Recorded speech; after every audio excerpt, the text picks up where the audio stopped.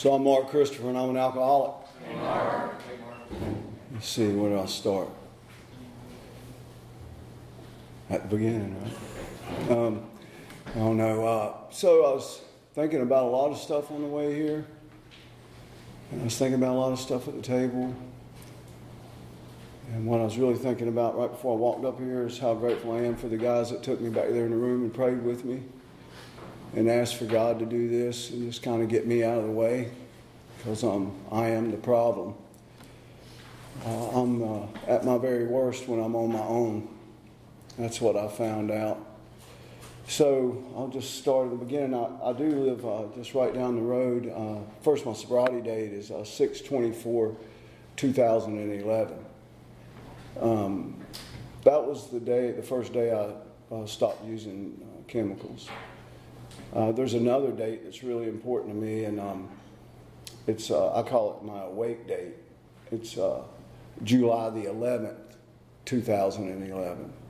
It's when I think I woke up and I realized a lot of things, but I started to want something different than I had.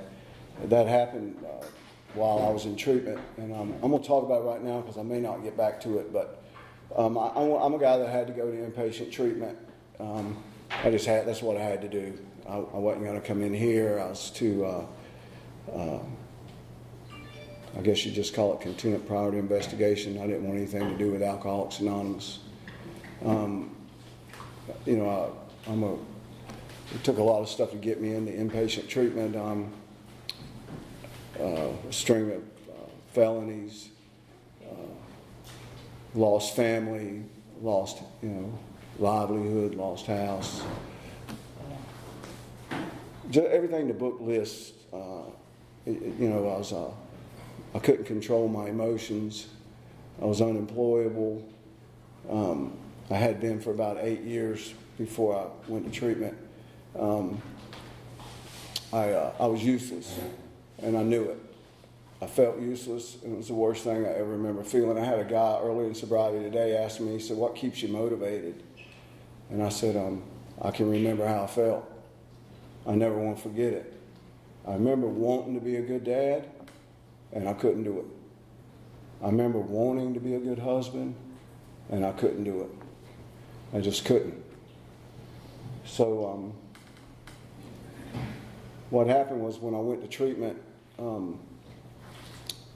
I went down Rockingham, and I was being screened by a fellow down there by the name of Robert. Most of you guys know him. And I walked in, and he had a lot of AA stuff around his desk and stuff like that. And, just what I said to him. I'm going to clean it up a little bit.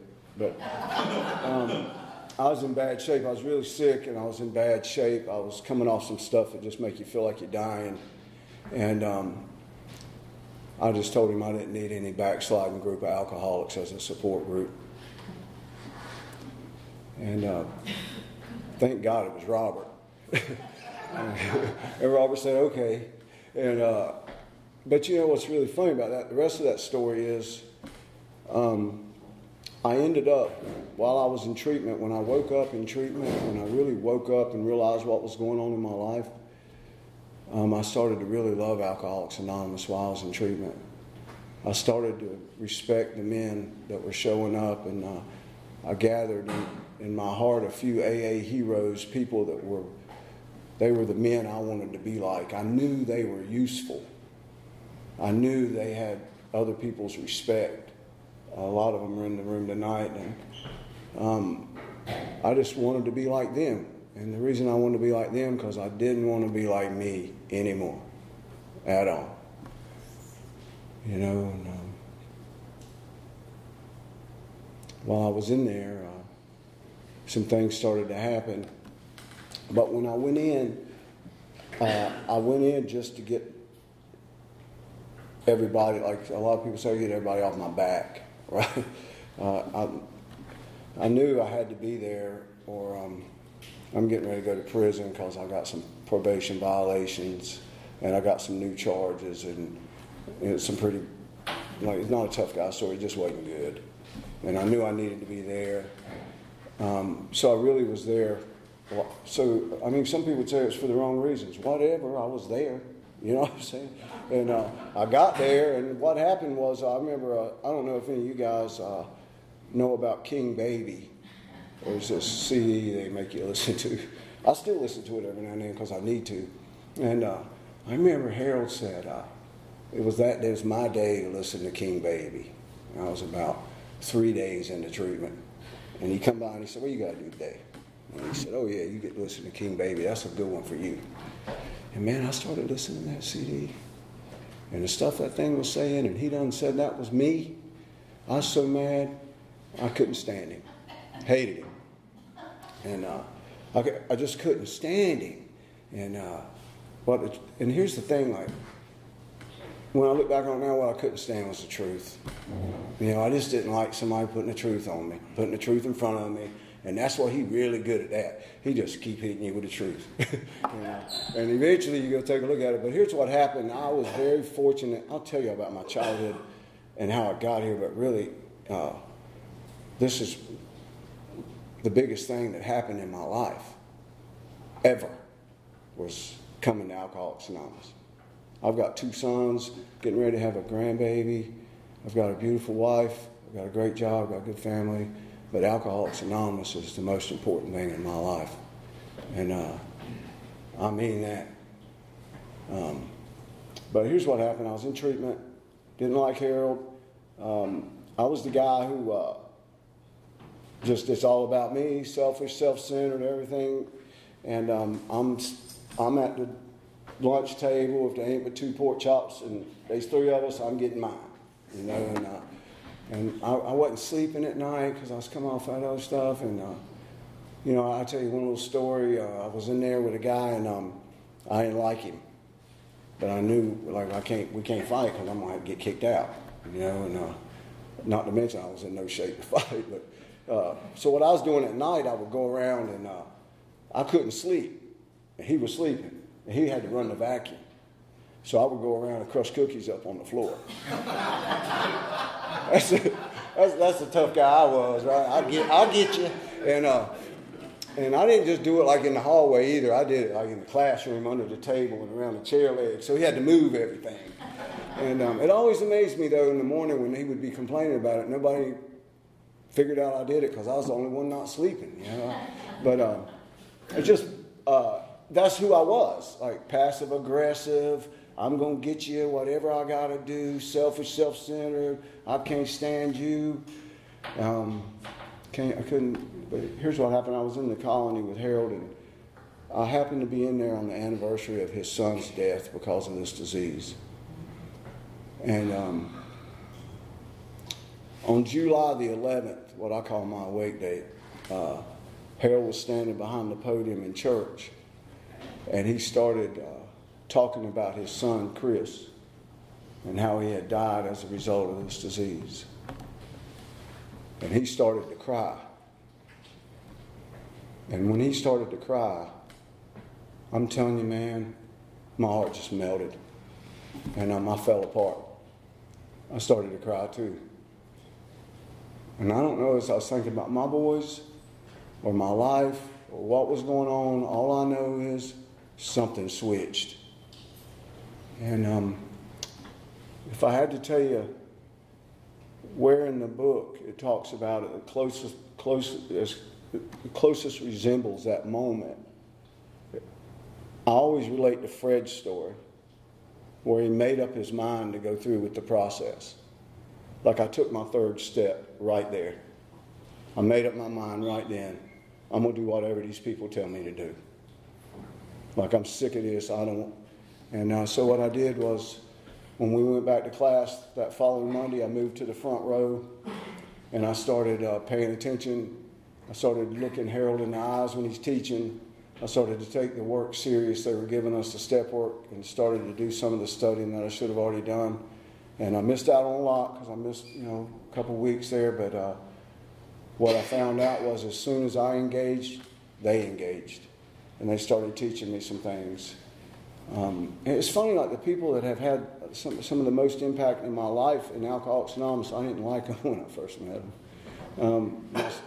So anyway, my sponsor, Frank, I didn't like him first time I met him either. I was telling somebody one day, I didn't like this dude, and they said, you didn't like nobody, did you? And the truth was, I didn't like me, you know.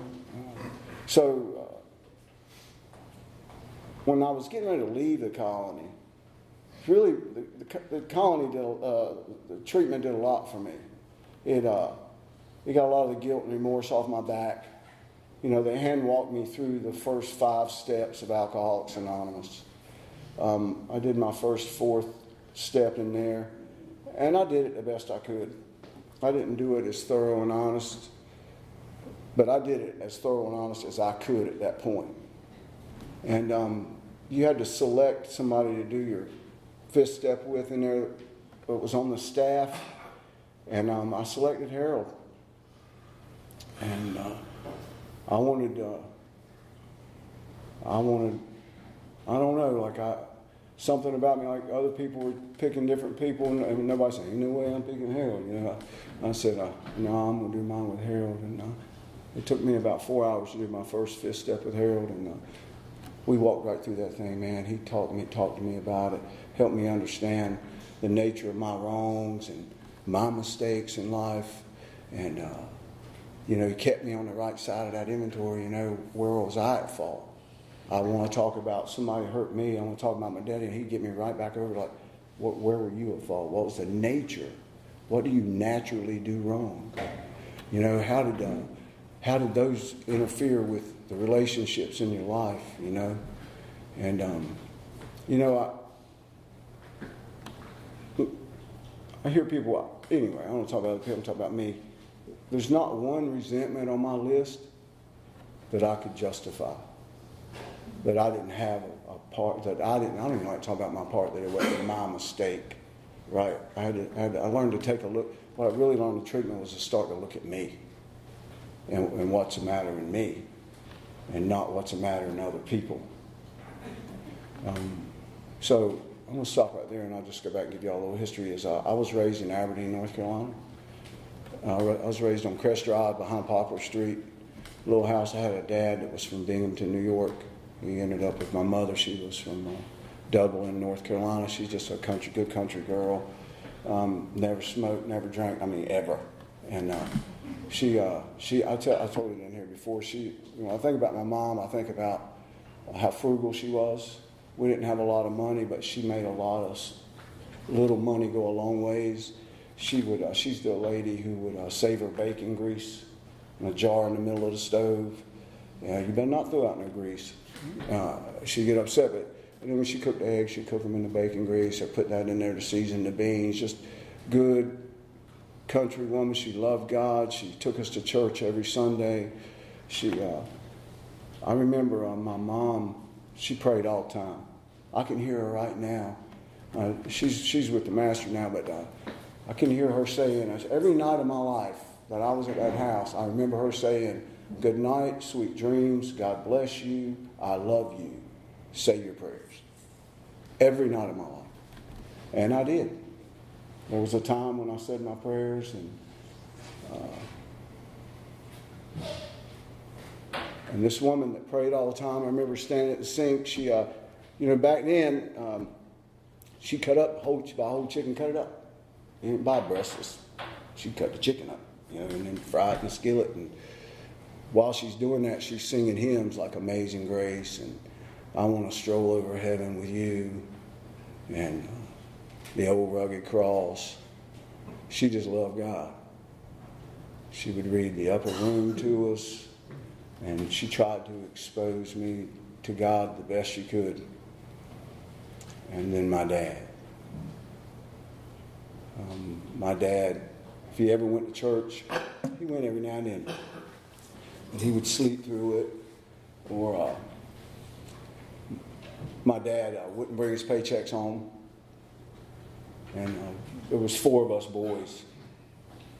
And I remember my mom crying in the bedroom by herself. Dad's not there. And I know what she's crying about. She don't know how she's going to take care of us. And So I remember this thought, and I had it a lot. How could where's God? She's praying to him all the time. She's telling me to pray to him all the time. She's singing to him all the time. And this dude's torturing her. This dude was my daddy. And I remember thinking, like, where is God now? So I started to question God early on. These aren't excuses. I'm just telling you the way I was thinking. Now, after coming to Alcoholics Anonymous, when I look back on it, there's no way my mother could have raised 4 boys with that going on without God. That's the way my perception switched on that. Like what I seen as the absence of God was really the absolute presence of a power greater than any of us. There's no way my mom should have been able to raise 4 boys on what was going on in our house. So, my dad did the best he could. He suffered from some things I don't even think he knew what was the matter with him. Good news is I get to know what's the matter with me. And not only that, I get to know how to treat it. I don't have any excuses. I was shown the solution. See, my dad was just he was orphaned when he was younger, raised by God knows what. And he suffered from alcoholism and addiction, and I never even knew it. See, he didn't drink. My mom wouldn't put up with drinking in the house, but he had bags and bags of pills shipped to him from the veterans. He was a veteran, and back then he'd get jugs of Librium. And I just never really knew what was going on, what was happening with him. He irritable, restless, discontent. There was always confusion, I felt like, in our house. And the truth is I couldn't wait to get out of there. I always felt a little, I was awkward. I started wearing glasses in the 4th grade. I was never good at sports, probably because I never tried. I remember sitting in a 4th grade classroom looking out across the playground down there at Berkeley Elementary in Aberdeen, and I remember having a thought, wonder why I'm so nervous. I wonder what's the matter with me. And I say that because I think I've heard other people say that. I just wasn't quite right. And I knew it. Wasn't any real peace in my life. So what I made my mind up to do was I'm going to go get it. I'm going to graduate high school and I'm going to get after it. I'm going to make some money. And I'm going to get everything I didn't think I had when I was young. And what I did was, along the way, I guess I should talk about drinking a little bit. First time I ever felt the effect of alcohol, I had sipped on it and didn't like the taste of it, hated it, never drank for taste until the end. But first time I ever felt the effects of it, I forced 2 tall boy Budweisers down at Atlantic Beach, North Carolina, in the back seat of my brother's car, and I felt it. And I ain't going to say I felt like it was going to fix everything, but I knew I was going to do it some more. I really liked how it made me feel. And so I started drinking it, and, it just kind of on the weekends, we'd say we're going to movies, whatever. We'd go out under the dogwood tree out in the woods, just me and a couple of buddies, and drink. And I remember I was the guy who I couldn't stand the taste of it. But this was when I was about 12, 13, and I would take a little shot of chaser and then a shot of liquor and then another shot of chaser just to get it in my gut, just to get it down there. So never, just hated the taste of it, loved the feeling of it. Drank for years and held on, and I did pretty good. I actually, I don't know, I had a pretty good work ethic, and I did real well. I worked at Arrow down there in Southern Pines, Ingersoll Rand now. Worked down there for about 6 years. Made some decent money, moved out. All I did, though, was party all night. Second shift was perfect. You know, get off at 12, go home, go to bed, party all night till about 3, 4, 5 o'clock in the morning, go to bed, get up, go to second shift, do it. That's what we did. And, you know, debauch, I looked up debauch one time, and it's excessive partying. I said, that's it. That's what I did for years. You know, I was thinking something I was thinking, I knew I had to come talk tonight, and I've been telling my story, you know, for a few years now. I said, I'm going to try to think of one thing I've never told and tell them. So I'm about to tell y'all one thing I've never told behind the podium. Is one time I wore sunglasses for 2 years straight, day and night. Just absolutely losing my mind. Just drinking and partying, just sunglasses 24 hours a day. People say, why are you wearing the sunglasses? Oh, I got an eye problem. What I was trying to do was look cool. And I was an idiot. I was just an idiot. Just out of my damn mind. But anyway, I almost cussed up here, but I didn't, so I stopped it. So anyway, did pretty good. I went to college for a little while. I met my wife. She was in high school. We're still together now. Whew, that was close, but barely. But I met her. She was 17. We've been together. We've been married 31 years. Dated 6 years before that, so we've been together about 37 years now. Our relationship now, after Alcoholics, so I've been married. I've had 2 marriages. Been married once. Had one before Alcoholics Anonymous and one after Alcoholics Anonymous. The one after is so much better. So much better. And hey, listen, I wasn't out of control for a lot of our marriage. I drank the whole time, but I just wasn't a real good dude. I was thinking about me all the time. And so anyway, so as life went on, I went to college for a little while, got a 2-year degree, ended up going to work at a place called Power Boss down there in Aberdeen, worked down there for a few years, ended up moving up in management there, did pretty good, made a lot of money, traveled around the world. I heard old Peter House one time, he was telling about his careers. He said, don't worry, it all went away. So that's my story, right? Don't worry, it all went away. And, so anyway, I was thinking, you know, I remember, so I had this job, and you know, I was the guy who I'm gonna get. So I got a 2-year degree. I'm working it with people who got 4-year degrees, and I'm gonna be the one. I'm gonna get ahead. I'm gonna get mine.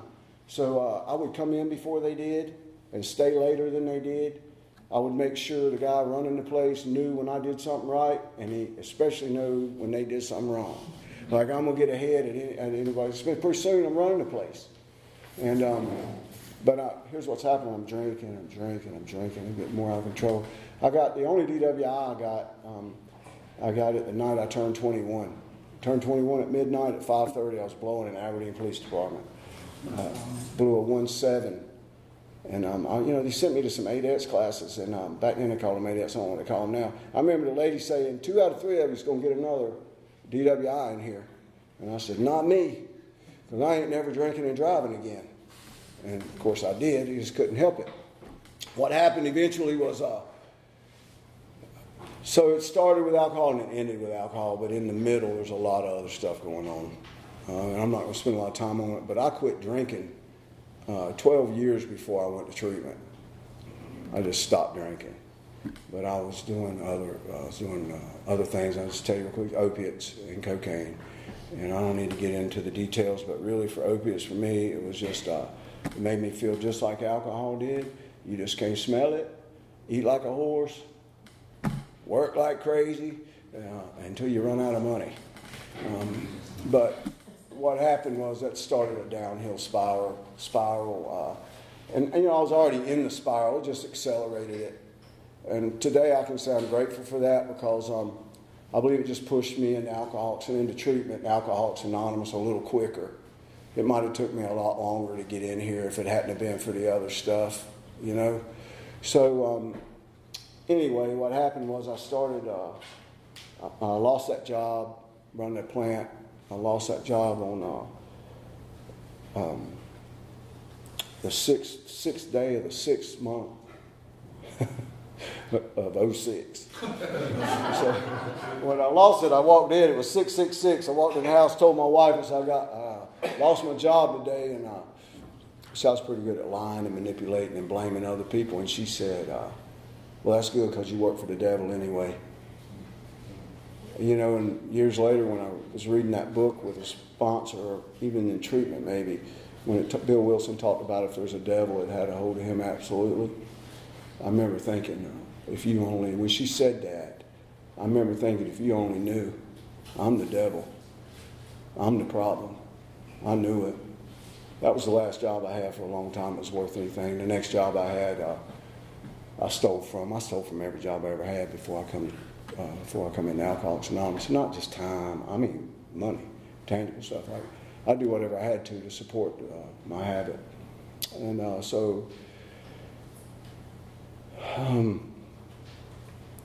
here's what happened. I started to rack up some charges. So the first ones I got out of them. I had 14 felonies. And got them all reduced to 2 misdemeanors. And they gave me a couple of 5-year suspended sentences with a bunch of probation and community service to do. And I didn't do anything. I didn't do nothing. I mean, nothing. And it's all I could do to get up there and see the PO. But anyway, I had about a week before I got violated, and I got pulled. I'd been in a hotel room with some guys, and somebody told on me. I had some stuff in my pocket. I had opiate in my right pocket and some cocaine in my left pocket.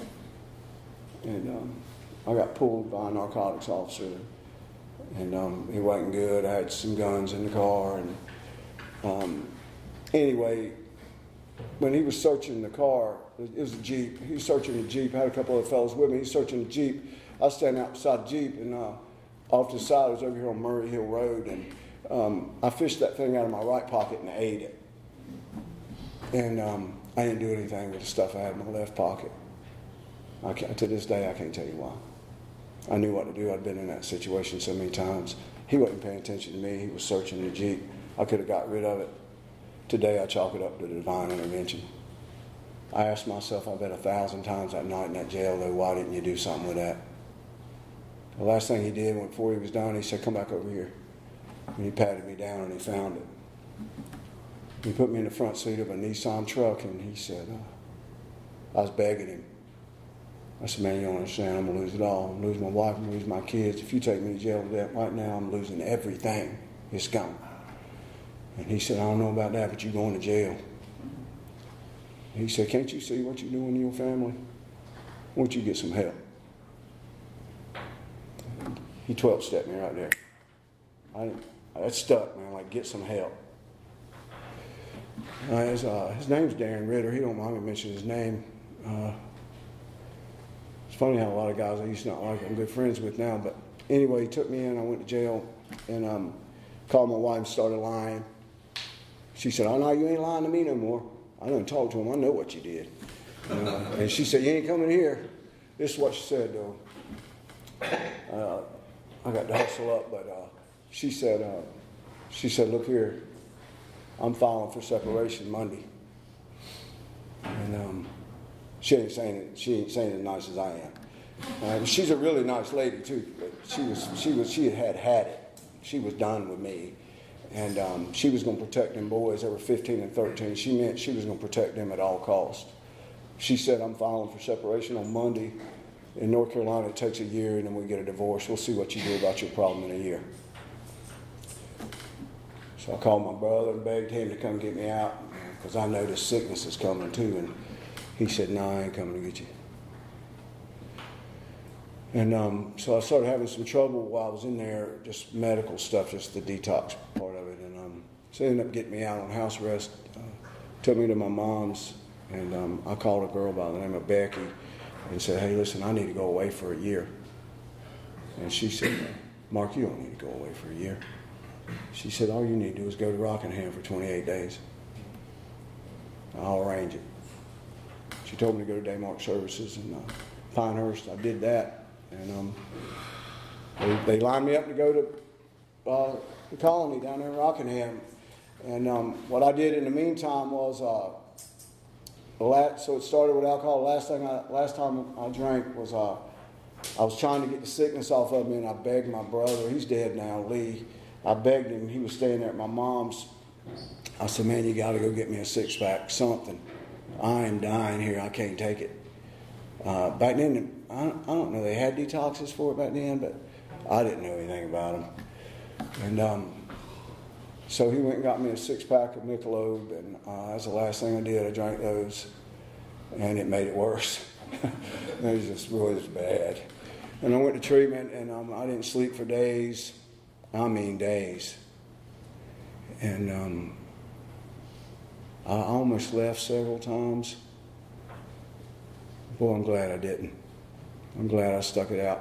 So I come out of treatment. I got to hurry up, but come out of treatment, and while I was in there, Frank was coming down there and carrying a message. He was coming down on Tuesday nights, and he was sitting there at the table one night, and he was talking about drinking.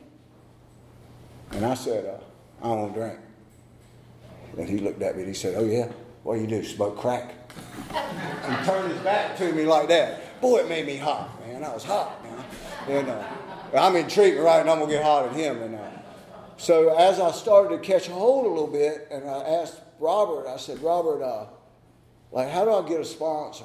What do I do? And he said, well, there's a guy coming down here this coming Tuesday. You should talk to him. I said, you talking about Frank? He said, yeah. I said, well, I don't like him. He said, well, you ain't got to. There you go. And, I love him now. What he did was treatment got me ready, and they handed me off to Frank, and he started me at the beginning of the book again, and we went through the steps, and what happened was this time I went a little deeper. And he made it clear that if I expected to stay sober, I was going to have to do the same thing with other people. And it's worked. It works. Hey, here I stand. You know, a little over 11 years later, I ain't had to drink or drug again. And I've been through some pretty tight times, too. I've had a couple of shoulder surgeries that are terrible. I've been close.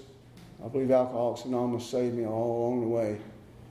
I was told to do 90 meetings in 90 days. When I first came out of the colony, I was on house arrest for the first few months.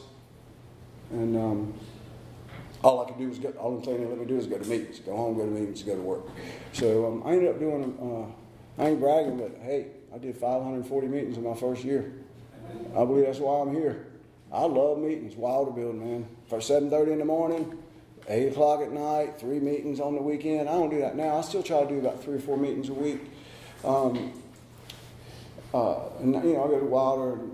Early on, I was coming here a lot. But I kept working the steps with Frank. And, you know, as important as it was to working with Frank, I think I learned more about myself the more I worked them with other people. I really looked at how judgmental and arrogant and fearful and resentful and unloving, you know, all those character defects. I could see them. And, you know, the more I work on them, the more I ask for God's help with them, the more He removes them. It's funny, the happier I get, the better my relationships are. Every relationship in my life was destroyed when I came to Alcoholics Anonymous. My son didn't want me around him. He was scared of me. My wife didn't like me. They all loved me, but they didn't like me. I was an unlikable person. So what I do now is I just keep working the steps with people. Keep working on myself. I do my gratitude list, do my morning stuff. I was very fortunate. I work around a bunch of alcoholics. I was thinking the other day too, everybody that does anything around my house is an alcoholic. My painter's an alcoholic, my plumber's an alcoholic, my landscaper's an alcoholic. And then I started thinking, wait, I have a house. I have a yard. I have stuff that need to be worked on. Here's the truth, is while I was at the colony, my wife was telling me she didn't want me to come home. She was scared. And I was begging them, like, y'all got to get me to a halfway house. Like, I don't have nowhere to go. And Robert was dead set against it. He said, you're not going to a halfway house. And I was sharing the mail with him from my wife. she's telling me things like, I don't want you back home because you're going to go to prison. I don't want the boys to get used to you being home again and you have to leave. Ouch. That hurt. I got some real peace now that you're gone. I mean, those things, man, they were hurting me. And they should. But I'd been sharing them with Robert. And Robert said, look here, Mark, if you go to a halfway house, you and your family are going to grow apart. And we don't do that at Samaritan Colony. We put families together. So I didn't know what to do. And so I had to ask to stay another 28 days. I asked Harold, I said, Harold,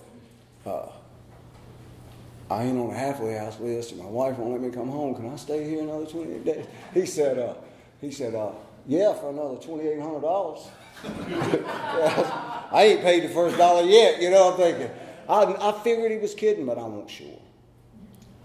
But I knew this. I wasn't going to ask him again. They've been harping on us about let go. Don't worry about the future. Just do the right thing every day. And I was doing my best. And that last Sunday in church, right before I was supposed to leave on Monday, Harold said he was going through, doing gratitude time. He said, we're grateful Mark's willing to stay another 28 days. And I was sitting there with my wife and the two boys, and my brother had came the one that dropped me off from my mom's, and I leaned over to my wife. I said, I'm going to stay here. And she said, we'll talk about it. Hey. We walked out in the parking lot, and she said, we've talked about it at home, and we want you to come on home.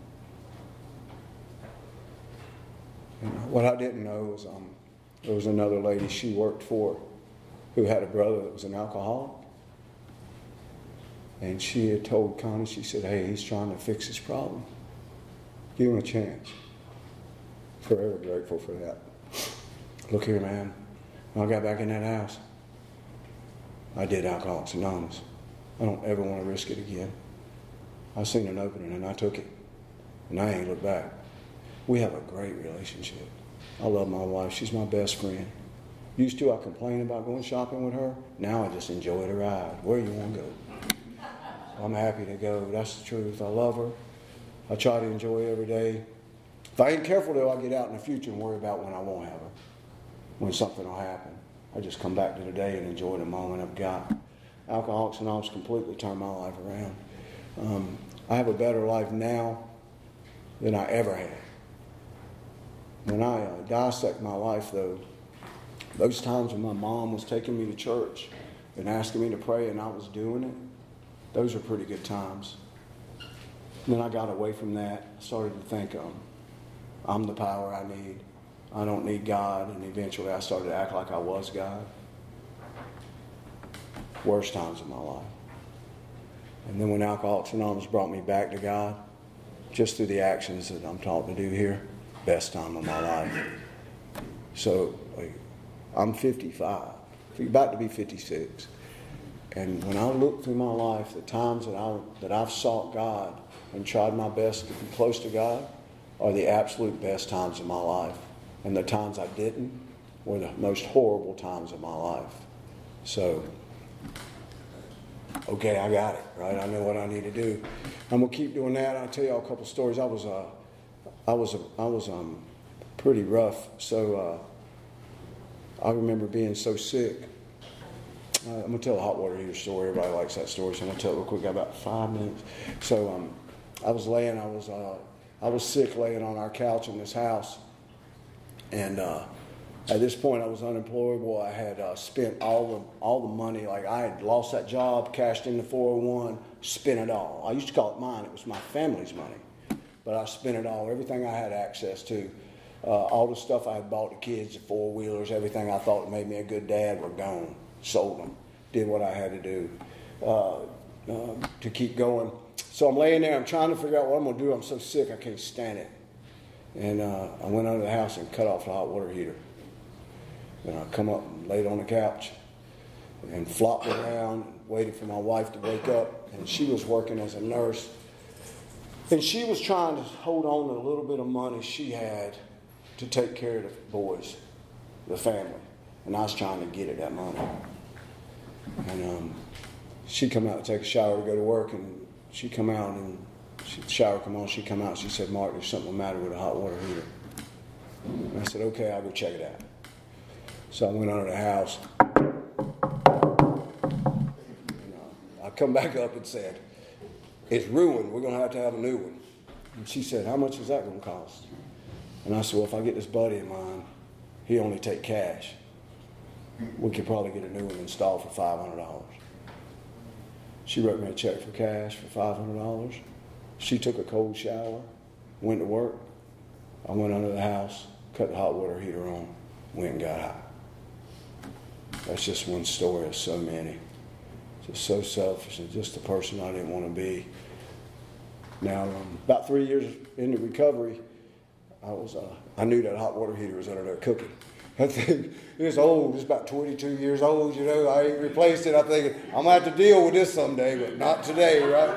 I'm going to enjoy today. And then my phone rang, and it was Connie. And she said, Mark, there's something the matter with the hot water heater. Did you really replace it? Everything in me wanted to say, you know, I knew I couldn't trust that dude. I wanted to start lying again. I really did. But I've been in Alcoholics Anonymous a little while, and I just simply said, now you know I didn't. And she said, okay, then we'll have to get a new one. I could have tore it all down with a senseless lie right there. I believe that's the truth. Like, I work real hard. My sponsor taught me lessons like that. He said, Mark, you don't have to work real hard to earn people's trust back, but you don't got to work real hard to lose it again. So I think what Alcoholics Anonymous taught me a lot of stuff, but what it taught me to do was start living my life around principles rather than around monetary things. You know, money and prestige and cars and houses. If I'll just do the right thing, everything will come together for me. See, I always manage my life based on outcome. What could I get? And what Alcoholics Anonymous has taught me to do is manage my life based on my course of actions. What's the right thing to do? And then I get what God's got for me. And it's so much better than anything I've ever wanted. Let's see. So Ron told me one time, he said, there's what you think you're going to say when you get up there, and then there's what you say, and there's what you wish you'd have said. So I'm trying to see if I can think of something I'm going to wish I'd have said. I'm grateful for everybody in Alcoholics Anonymous. I am. I'm grateful for the guys that were here before me. I'm grateful for the guys that got sober and stuck around and didn't just leave and go live their life. You know, I remember the part of the book, and I'll finish with this. Did I tell everybody it was good now? Everything's really good. I'm trying to tell you. And peaceful. I believe that's it. I can measure it. So I just got some peace. And I want to be me now. When I had those AA heroes, I had to have them because I didn't want to be me. I had to have somebody I wanted to be like. And somewhere along the line in Alcoholics Anonymous, I started wanting to be me again. I'm good with me. I like being me. But I remember the part of the book, step 3, where it says, above everything, we must be rid of this selfishness. Above everything. Not one more thing is more important than that, according to the book. That's what it says. I can't think of anything more selfish than to get pulled out of the hell I was in and not stick around and try to help another man crawl out of it. And that's what motivates me. That question the guy asked me today, yeah, I remember how I was. I don't ever want to be like that again. And I want to help somebody get out of it. I make a lot of mistakes. I can still be arrogant and jealous and all that stuff. But I do my best to learn from my mistakes and learn from other people's mistakes. And just do what Alcoholics Anonymous tell me to do. Analyze myself on a daily basis. Build on what's positive and try to learn from what I did wrong and not do it again. All right. Thanks for letting me share.